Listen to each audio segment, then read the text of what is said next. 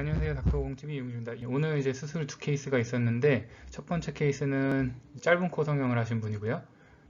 두 번째 케이스는 무보형물로 매부리 깎고 콧끝 올리셨던 분인데, 일단 첫 번째 짧은 코 성형에 대해서 먼저 설명드리면, 짧은 코는 그냥 뭐 길게 하면 되겠다, 뭐 이렇게 쉽게 생각하실 수가 있겠지만은, 짧은 코 성형은, 즉 들린 코는 꽤 어려운 수술 중에 하나입니다. 왜냐면은 하회측 비연골이 보통 이렇게 생겨 있는데, 요게 지금 각 자체가 이렇게 올라간 게 이제 짧은 코인데, 이 하회측 비연골만 들린 게 아니라 이 하회측 비연골을 잡고 있는 이제 연조직이 위로 하회측 비연골을 들고 있는 건데, 결국은 이 하회측 비연골을 연조직으로 다 분리하고 이거를 이 방향으로 이런 식으로 조립을 해줘야 됩니다. 결국은.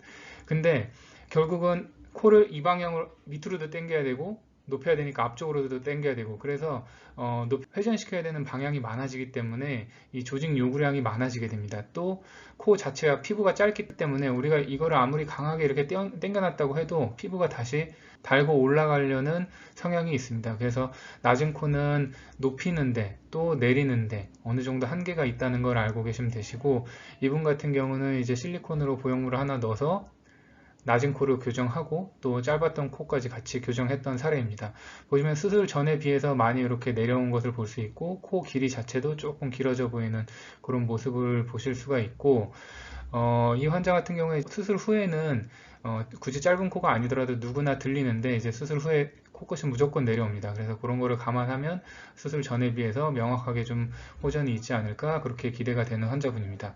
그리고 두 번째 환자분은 이제 이분 같은 경우는 이제 매부리 깎고 그 다음에 코끝 올리고 무보형으로 시행한 사례인데, 이분 같은 경우는 요 미간 부위가 낮아서 이렇게 보형물을 하나 꼭 넣고 싶었는데, 환자가 보형물을 절대 원하지 않으셔서 절골을 해서 코 윤곽은 살리고 그 다음에 여기 매부리는 좀 잘라내고 그 다음에 코끝은 이렇게 올려낸 건데, 이분 같은 경우에는 코끝이 올라가는 높이가 꽤 많아서 이 부분은 이제 본인 비중량 연고를 몇 개 가지고 채워 넣었던 사례입니다. 이분에서 말씀드리고 싶은 거는, 보면 이분 CT인데 이게 이제 중비각계라는 구조인데, 보시면 오른쪽이고요. 이게 여기 오른쪽이고 여기 왼쪽인데, 보시면 왼쪽에는 중비각계 이렇게 까맣게 공기가 차 있는 걸 보실 수가 있습니다.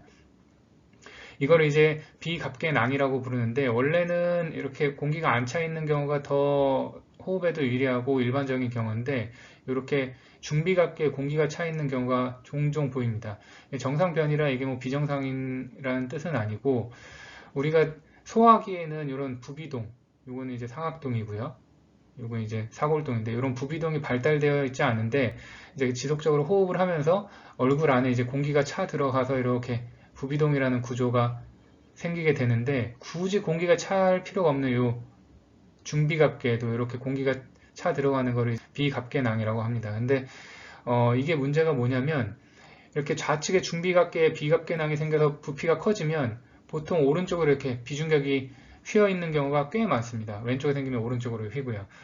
이거에 대해서 이제 논문이 있는데, 연관성은 분명히 있다. 이제 한쪽에 비각계낭이 있으면 반대쪽으로 비중격이 휘는 경우가 많다, 이렇게 알려져 있습니다. 근데 이 비각계에 공기가 차서 부피가 커지면서 얘가 비중격을 밀었냐, 그렇게 추측하기에는 근거가 부족하다. 아직 그건 연관성은 모른다. 비각계낭이 있을 때 분명히 비중격이 한쪽으로 휘어진 경우가 많다, 이렇게 알려져 있습니다. 그래서 저희 병원 같은 경우는 이렇게 비각계낭이 있는 경우, 또 비각계낭 때문에 비중격이 휘어져 있는 경우는 보통 비각계낭을 같이 부비동 내시경 수술해서 제거를 해주고, 이 부분 이쪽으로 조금 밀고 비중격까지 펴주는 그런 수술식을 같이 시행을 하게 됩니다.